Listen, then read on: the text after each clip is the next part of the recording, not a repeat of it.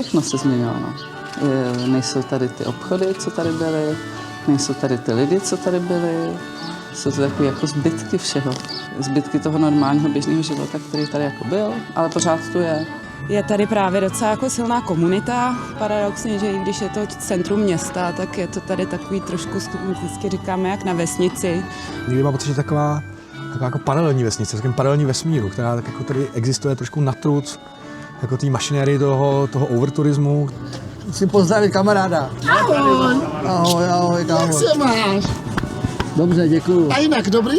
Co jsme si tehdy uvědomili, že se vytratila vlastně taková jako ta paměť lidová nebo rodinná, jak zacházet s povodněmi.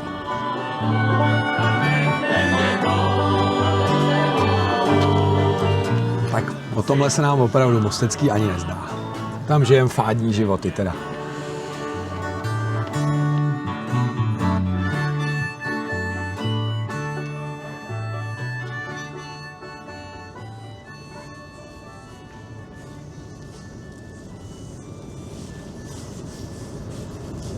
Ahoj, já vás zdravím z Karlova mostu a dneska mířím na kampu a je to vlastně první místo, kam jsem v tomto novém formátu Humans of Prague zavítal. Jsem tady dnes už po několikáté a spojil jsem se s Bárou Šabachovou, což je jedna ze zakladatelek z komunitního centra Kampa, a Bára mě nasměrovala na různé místní rodáky a rezidenty, s kterými jsem se již setkal a dnes se ještě setkám. Tak doufám opět, že se vám ta moje setkání budou líbit. Děkuji, že sledujete Humans of Prague.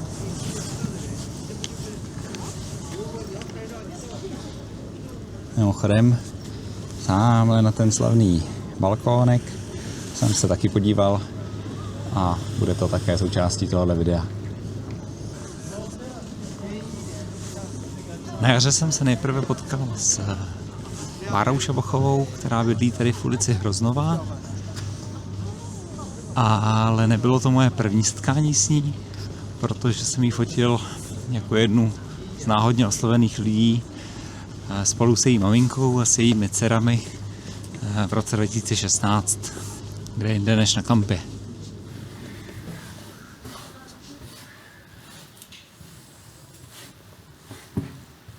Tady takové jako rodově? Jo, já jsem tady jako od malička, no. Že máma se jsem vlastně nastěhovala v roce 75. Takže celý život můj tady jsem. Tak jaký to bylo to vyrůstání tady na kampě vlastně? Jako to bylo super, no. Že přesně takový to, jako že jsme šli na kampu, anebo v ulici jsme se znali, jako, takže jsme šli ven, nezamykaly se baráky, takže člověk jako vzal kámoše, brodil se podél čertovky, prostě takový jako otevřený a hodně dětí tu bylo, že jo, protože tu žilo hodně lidí, no.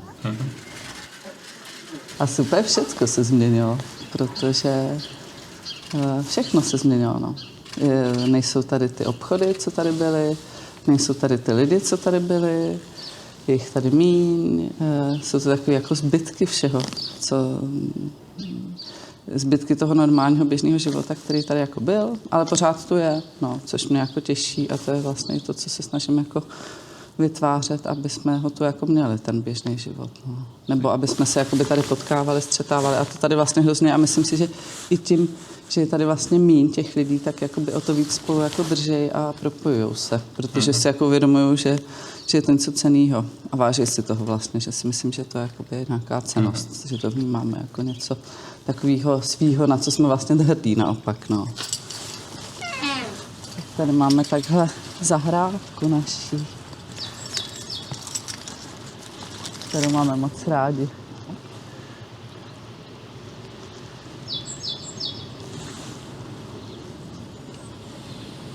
Paráda. Občas si říkám, proč se v ní jako nevykoupu, protože vlastně je to jako už asi čistý. A měli jsme tady jednoho pána, který tu bydlel, houslista, vždycky hrál na housle a chodil se koupat. A to byl vždycky, ten člověk slyšel, fakt ono se to nese, jaký to cachty, prostě se svlažoval. No. Ale Takže v létě sem teda nechodíte, jo? No, jako dávám si tam nohy jenom, no, ale nechodím. No, právě, že nechodím. Tak oni tu jezdí ty lodičky a zároveň jako no, asi by dost koukali ty turisti. Jakože...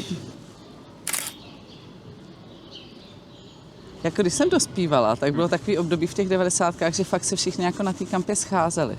A byly tady různý partičky, jako šermíři a tak. A já jsem právě přesně chodila do té partičky z šermířů v těch 14, 15 a bylo to vlastně pro mě hrozně takový jako magický, jo, jako kampa a prostě a všichni se z celé Prahy jezdili na tu kampu a já jsem bydlela hned vedle. A je fakt, že ten park je pro mě takový, to, jako, že to člověk trávil to, že se to naučil jezdit na kole, já třeba tamhle na malý kampě, pak tady jako jezdil furt, znal prostě každý drn a všecko.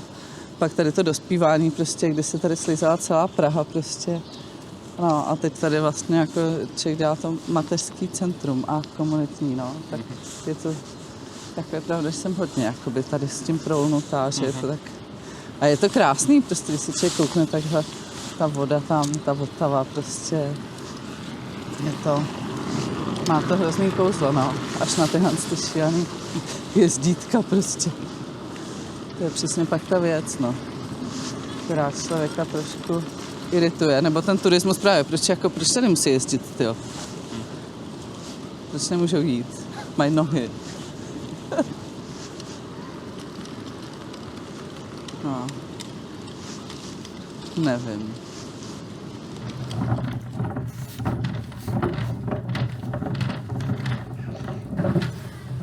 V té sale teréně máte i vlastně, tam pořád funguje dobrovolný příspěvek Jo, je to tak, no. za pivo a Jo. za občerstvení. No, jasně. Funguje to? Funguje to, jo, a tedy jsou na to zvyklí, už jako, že to vlastně vědí, no. Že, nebo že i vlastně za ten program, když tam hraje muzika, tak se prostě vybírá do klobouku a funguje to dobře, no. Ono tím totiž mně přijde, že tím vlastně tedy začnou vnímat, že je to jako jiný prostor, že to není jako obyčejná kavárna nebo hospoda, ale je to jako něco jiného. No. Že většinou v těch kavárnách nebo v těch místech buď tam chodí třeba jako šedesátníci, nebo tam chodí mladěši a tady se to tak jako vlastně promíchává. No.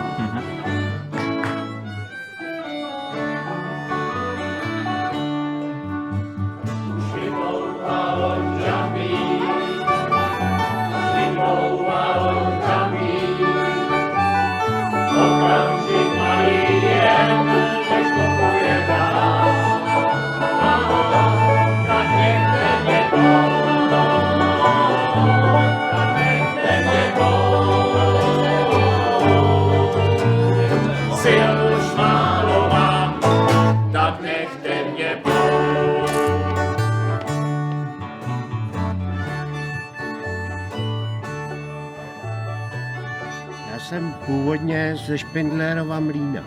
Hotel Hubertus, první patro nad Výčepem. Tam jste se narodil. Tam jsem se narodil. Že naši jako rodiče po tom 48. šli vydělávat prachy do hor a tam mě poveli, jinak jsme odsaď. My jsme bydleli na Vinohradech v Budečský a já jsem vždycky toužil po malé straně. To mi vnukla sestra, starší sestra. Ta vždycky říkala, já bych tady chtěla bydlet a chodila mi ukazovat z rampy na hradu, z hradu jako tu malou stranu a nějak mě to jako vnuklo. No a pak jsem viděl inzerát, že na Jánském vršku hledají takovýho jako domovníka, tak jsem se na to šel přihlásit a tím jsem se tady seznámil s lidma okolo, no a až nakonec tady bydlím, no. Já to vidím, no, nech to tam, no. Pěkný, no, pěkný, no. Schovaný, protože tam je žárovka, víš? Asi 60, obyčejná, prosím tě, jo? My si takhle, když někdo něco chce vyhodit, tak si to předáváme. No, jo. Děkuju moc. Taky jsem na plavenina, ale jsem tady moc rád. Za prvé tady mám všecko po rovince. Já moc nikam... Dřív jsem chodil na Petřin, když jsme měli psa. Teď už to je na mě kopec, psa už nemáme, zapletám. A když přijdu sem, tak tady je psů. Všecky se známe, všecky děti známe, všecky psy. To přišel předloni chlapeček, byl takhle malinkatej, Teo se jmenuje, a říká, já ti něco dám. A dal mi 2 kaštany. Já jsem si je dal do kapci a nosil jsem je v té kapce. Pak byla ta zima, tak to se moc jako nevidíme a přišlo jaro a já tady sedím a on přišel a já říkám, já ti něco ukážu. A vyndal jsem ty 2 kaštany a on vykulil ty očka a říká, a vy to ještě máte? Já říkám, no já to nosím pro štěstí jako. A říkal, a přineslo vám to štěstí? A říkám, byl jsem u pana doktora i v nemocnici a přineslo mi to zdraví. A on říkal, tak to jsem rád, že vám to pomohlo. On byl takový rozembrada, hezky uměl hovořit ten chlapeček. Ale to jsem ještě neviděl. No. Tady vlastně je spoustu seniorů, který se tady schází každý den a já k nim vlastně mám taky blízko, protože tady pracuju. A je to vlastně hezky vidět, že právě někteří ty seniori, kteří už jsou opravdu jako sami, tak tady ten domeček mají vyloženě jako prostě tak nějak svůj domov, že opravdu každý den se sem dojdou na pivko, na kafe a sejdou se společně. A to je taky takový jako prostě hezký pocit vidět, že to vlastně právě tak funguje tak, jak to má, no. Co je tady za ty fotky? Tohle to jsou lidi, kteří už nás opustili. Takže tohle je vlastně ten Vlastík, co má tamhle to parté. A tohle je Saša, to byl taky muzikant. A Lájoš, to byl tady místní, který tady vlastně taky žil celý život. Karel, ten tady pracoval. Tamhle to je Jiřina, ta byla tady taky taková jako místní. Takže se, nevím, někdo říká, že je to morbidní, ale nevím, mně to přijde docela hezký, že tady je taková jako vzpomínka na ty lidi, který tady jsme všichni znali. Právě je to taková jako rozšířená rodina a jak jsem mluvila předtím o tom, že s těma rodičema si to člověk uvědomuje, tak to vlastně i vidí tady, jak potom ty naši seniori, že jo, taky pomalu odcházejí, tak je to takový, no. Ale právě, jak říkám, vlastně asi to pomáhá se s tím i jako vyrovnávat, že člověk ví, že to prostě k tomu patří a vidí, jak to funguje jinde a že vlastně hlavně, že tady ta komunita je, která vlastně ty dotyční potom jako podpoří v tom taky, že tady Miluška od Vlastíka, teďka jí se snažíme zatahovat na ty muzikanty z kampy a tak, aby nebyla sama doma.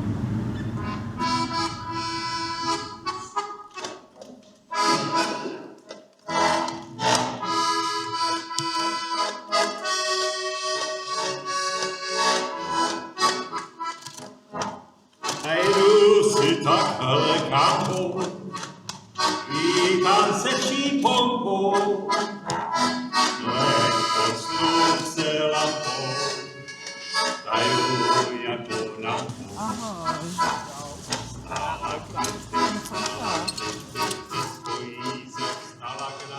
Ten nejlepší můj soused, ten to mám po něm toho kocoura, jsem zvěděl, když umřel, tak tady jsme se dávali furt.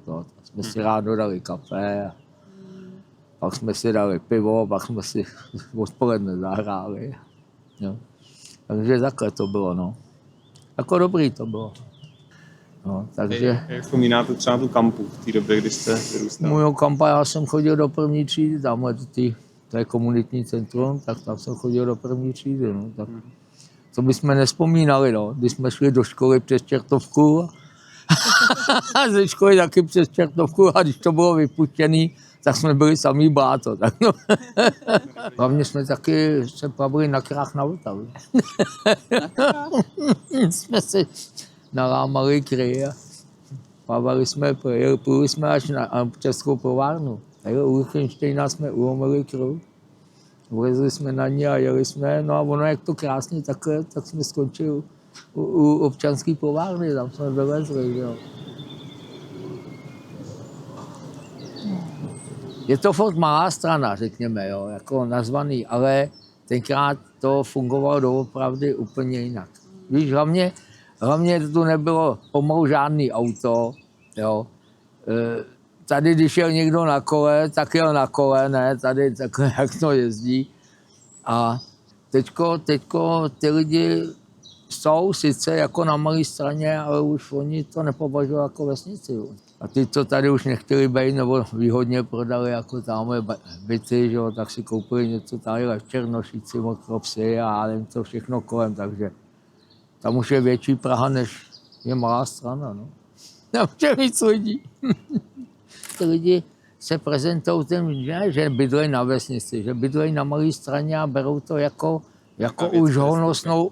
honosnou čtvrt, jako. A my jsme to brali furt jako, to byla nejchudší, my jsme tady byl umyvadlo na záchod na chodbě, umyvadlo jedno na chodbě, jako tady, že ten barák takhle vypadá, ale tady nikdo koupelnu neměl, nikdo neměl záchod doma. Takže my jsme se koupali v prádelně v Neckách, jo? Nebo v Čertovce, jo? Takže to jako není, dneska by se sem nikdo do takových podmínek nenastěhoval. Takže vlastně šli lidi za tím komfortem do těch paneláků. No jasně, no, anebo je taky vystěhovali do těch paneláků, že tamhle hlavně předsednictvo a senát a tady to, tak ty všichni ty spolužáci, ty jsou někde tamhle Prosek a spíš Stodulky a tamhle Bohnice, ano. No, neměl bych teďko, no. A furt jsou tu ještě někdo, s kým tady člověk si sedne a to, jako, dokud to je, tak je to dobrý, no.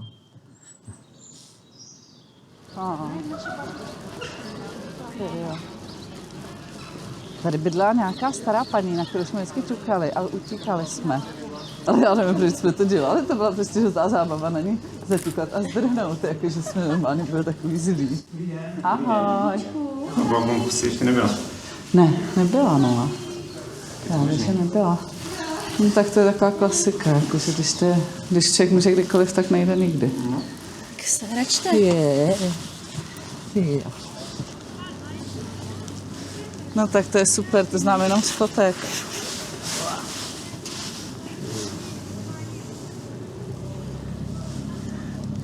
To je dobrý. Jsem napřed ty oloupaný. Ještě vánoční výzdobička. Vždycky jsem si přála se sem podívat a teďka díky tomu, že tady to děláme, tak se sem podívala, tak to je super. No, u válečku se tomu říká vlastně, protože tady jsou ty válečky. No, a vždycky jsou tady ty světýlka a vlastně jsem na to vždycky koukala, kdo to tady tak opečovává a pak teprve jsme se poznali a zjistila jsem, že je to Evička, no. A nevím, jestli to někdo před tebou dělal vlastně. Paní Šovajová se o to starala 60 let. Ty jo. A vlastně, když jsem se nastěhovala do domu před 12 lety, tak jsem převzala žezlo. Takže myslíš, že je to věc, že se tady dělá vždycky, že někdo se prostě o to stará? Byla vlastně jedna osoba, která se o to starala. Hele, a taková ta panenka, jak je tam v tom okýnku vidět, tady na půdě. No to, já vás tam vezmu, to jsou naši medvědi. No právě, já na to vždycky koukám z Karlova mostu. My jsme to objevili i na Instagramu, že to fotí turisti. No jasně. Třeba koukáme vlastně z bytu a vidíme, jak si ukazuje, jak třeba dětem, víš, ale tam jsou medvědi. No to je boží.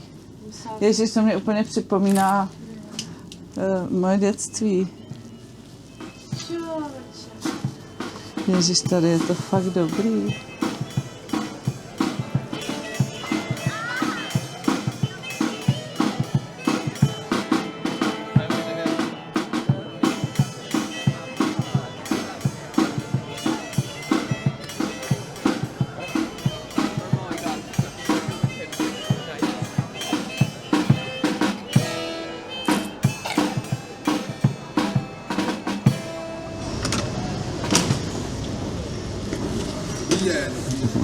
Ahoj, Tomáš.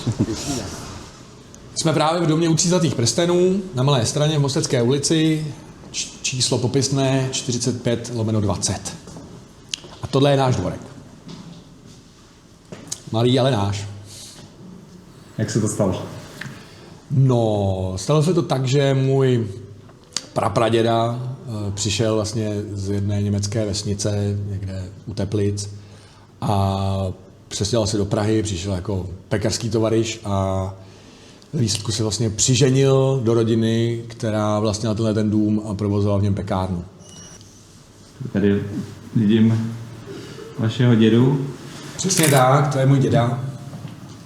Děda, který se v tomhle domě narodil a vyrostl tady a měl tady hrozně rád a musím říct, díky němu mám taky k Malé Straně takový vztah.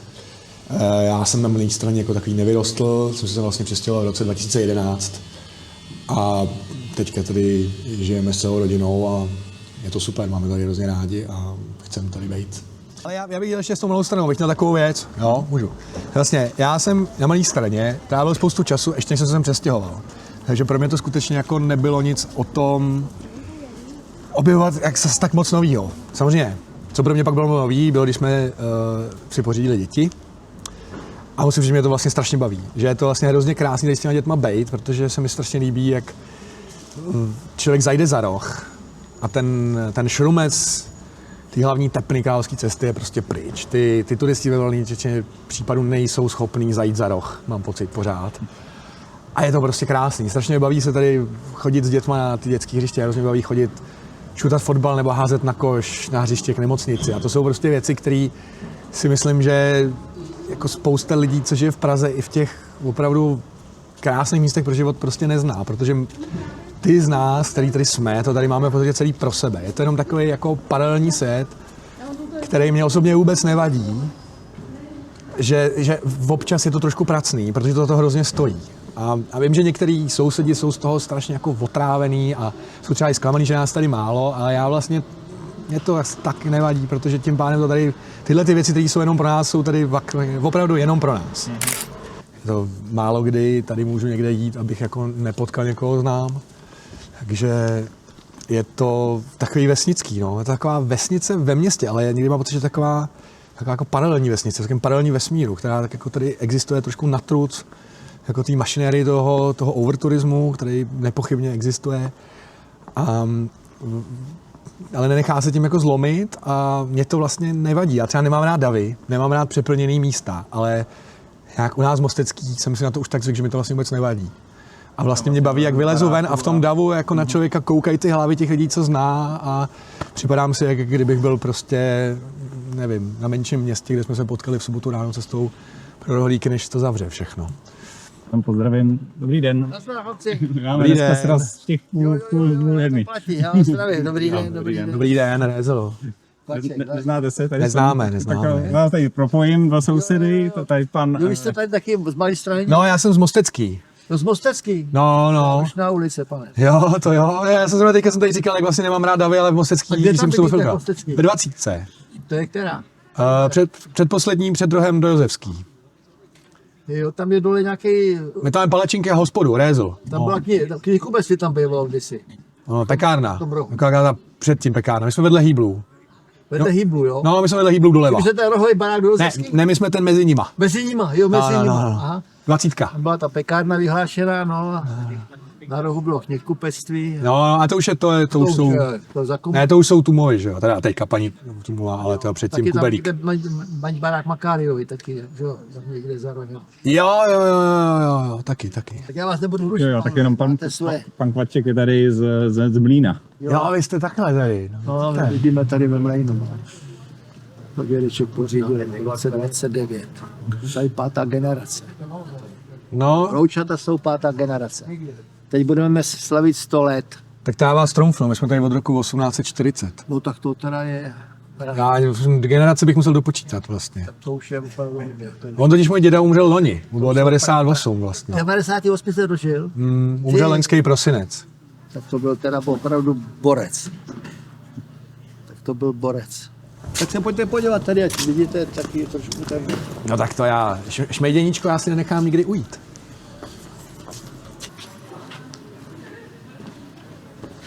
To jsou takový ty dvorečky těch rozměrů, přesně o kterých nám se ani nezdá. To původně byl strašně složitý majetkový poměry, jo. Bylo to historicky původně patřilo všechno Maltézu, že jo.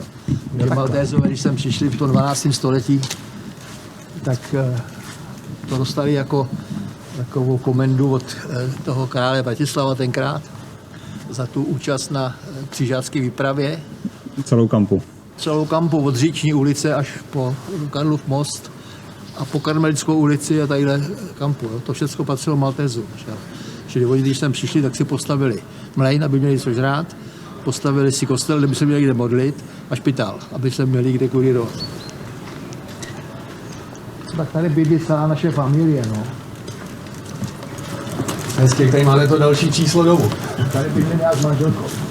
To máme jako jediné.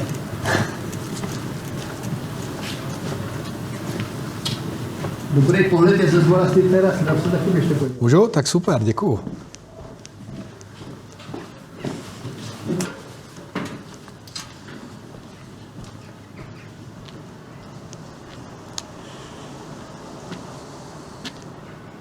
Tak o tomhle se nám opravdu Mostecký ani nezdá. Tam žijem fádní životy teda.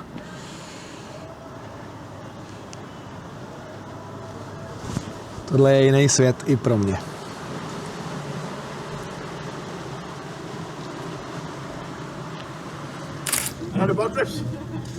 Nazdar, chlapci. Pane, dobrý den. Musím pozdravit kamaráda. Ahoj. Ahoj, kámo. Jak se máš?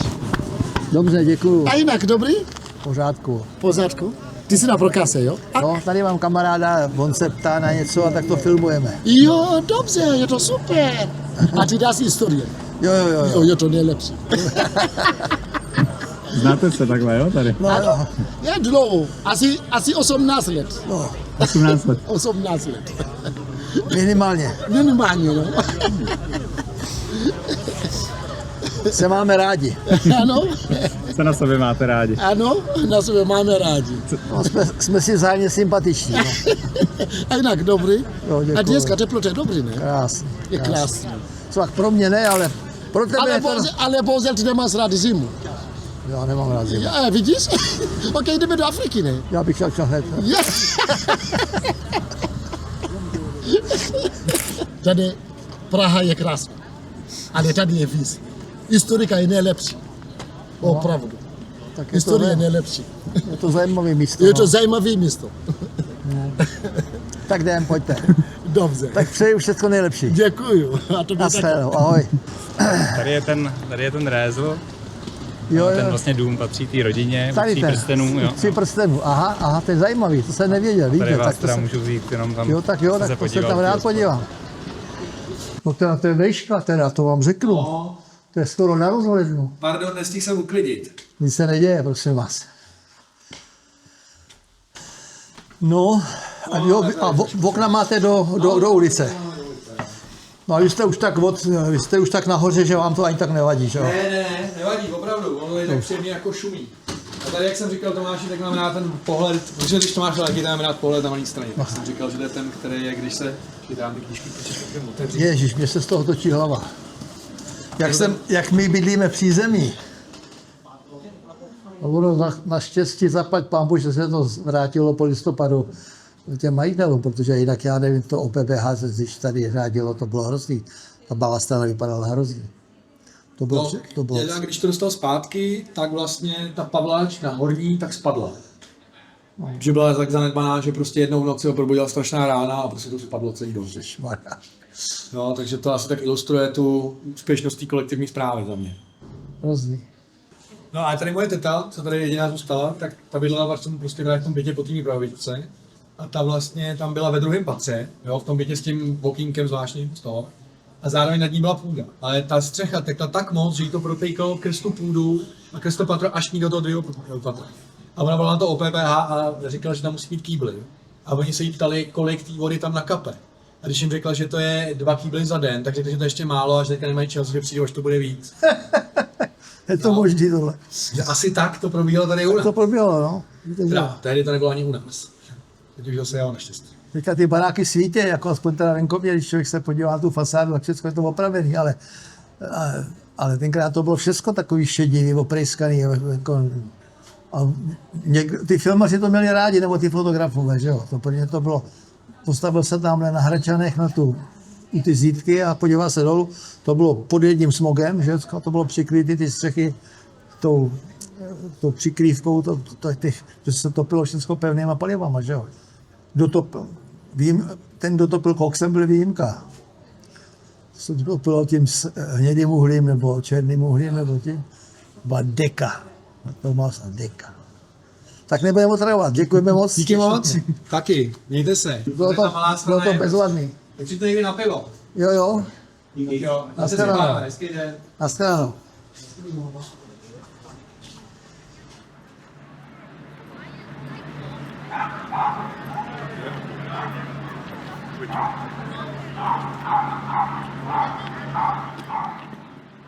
Jsem vlastně teda první jako generace tady rodilých z tohohle baráku. Takže rodiče nejsou. Táta vlastně není ani z Prahy, ale mamka je rodilá Malostraňačka teda, ale spíš jako Hračany na kopci. Takže.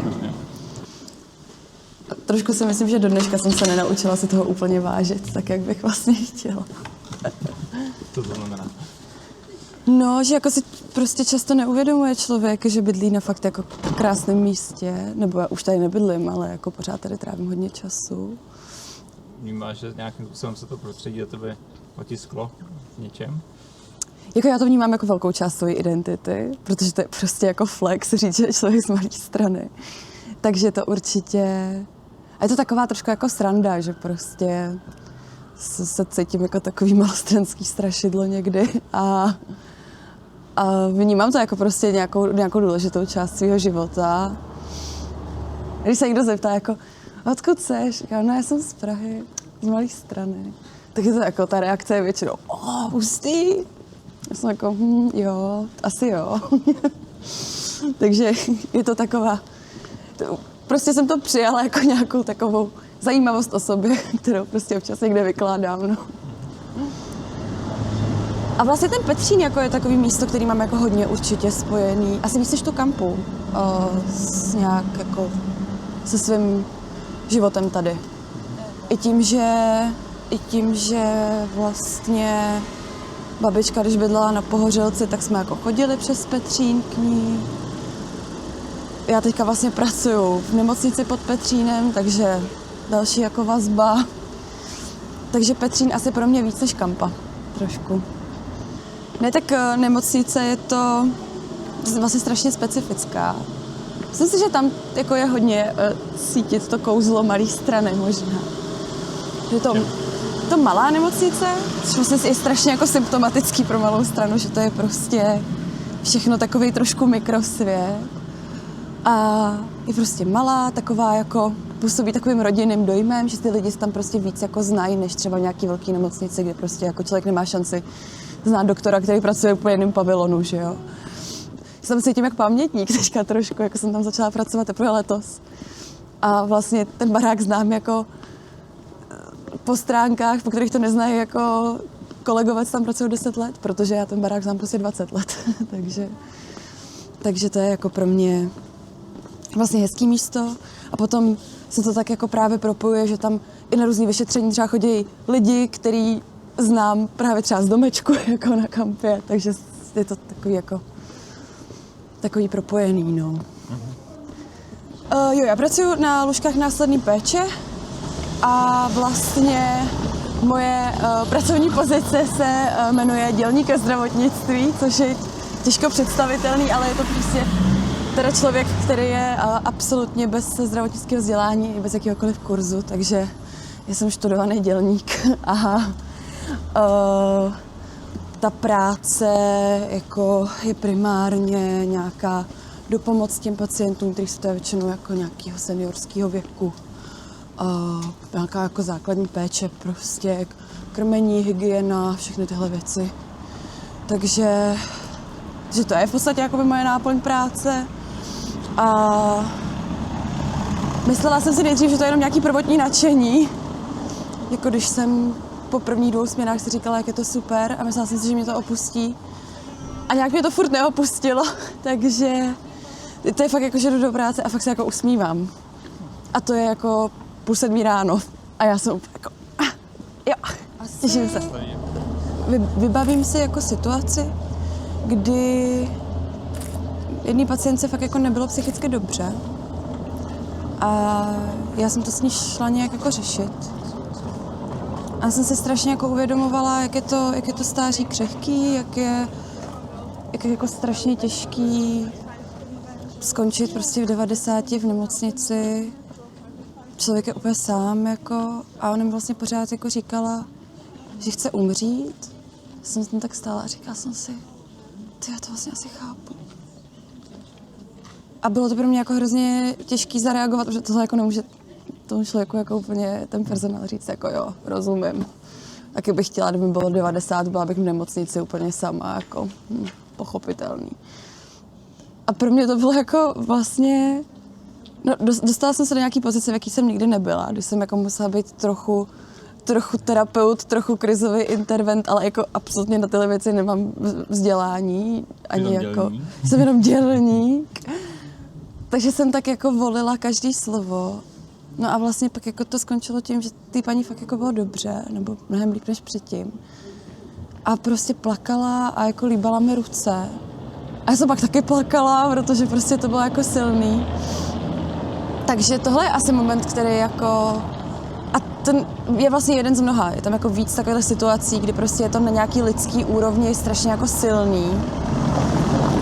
A to jsou asi jako chvíle, které vždycky, když se stanou, tak mě to jako hodně utvrdí v tom, že jsem ráda, že to dělám. Prostě jsou pak takový jako silný okamžiky. No tady na to hřiště jsem chodila jako dítě. Hodně si pamatuju tady nějaký právě jako čekání na mamku, než půjde z práce. Tak jsem tady ten kolotoč, ten prostě šlapací, to je geniální věc. Tak na tom jsem jako trávila hodně času. Takže tohle je... Vlastně to je místo, které mám hodně spojené jako s hezkýma vzpomínkama nějakýma, tohle dětské hřiště. Možná moje nejoblíbenější dětské hřiště v Praze. Toho máš dneska vedle práce? Jo, jako můžu se po práci jít pohoupat, potočit, povozit, kdyby se mi chtělo. Nebo před prací ráno, dvakrát se sklouznu a jdu makat. No. A fakt tady mám hrozně jako ranou vzpomínku, to je z toho pískoviště. Vůbec jako nevím, proč si to pamatuju, ale byl jsem nějak s bráchou a prostě jsme se tady seznámili jako s jedním klukem, který tady hrál sám. A fakt si to do dneška pamatuju, jak jsme si prostě s tím jako cizím klukem hráli. A občas na to vzpomenu a říkám si, co asi dělá ten kluk prostě z pískoviště, jako z roku 2005 třeba. Tak prosím. Tak já se povozím, tak jo. snad to rozjedu, jsem byl trochu trapas, aby se mi to nepovedlo.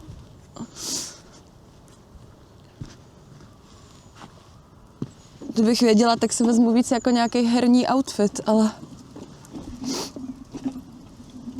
No jde to docela stuha, jako na to, že to má být pro malé děti. A hlavně jako, asi mi se úplně nevejdou nohy.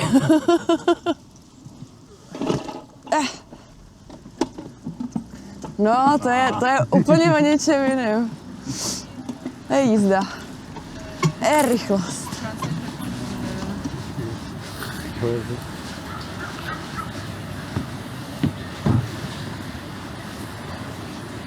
Tady možná stojí za to se podívat, kde byla voda. Když se podíváte tamhle nahoru, tak tam byla voda v roce 2002. Tady bydlela rodina mého manžela, my jsme tady s manželem pak zůstali a tak ten rok 2002 to byl takový prostě taková událost životní vlastně, byť to byla katastrofa, tak jsme záhy na to začali vzpomínat jako na takovou jako pěknou vlastně životní událost, protože nám tady spousta lidí pomáhalo a pak vlastně se z té zkázy ten dům vyloupl a opravili jsme ho a tak jsme k němu vlastně hodně přilnuli díky těm povodním, protože tady bylo neskutečné množství bahna a tak, ale nejvíc samozřejmě nám pomáhala ta jako síla těch lidí, kteří se tu angažovali. Vesměs to byly děti nebo kamarádi našich dcer.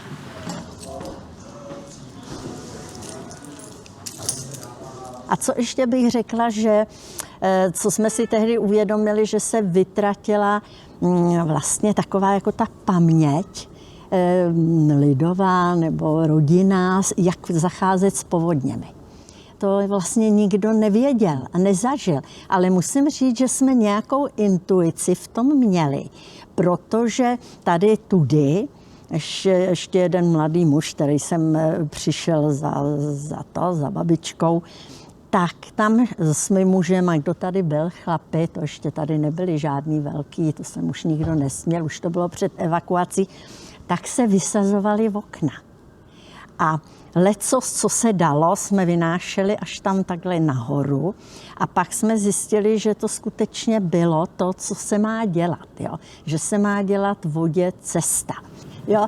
Říkám si to, když je nějaká situace, já jsem spíš takové jako, že do těch věcí jdu a spíš taková bojovnější, jo?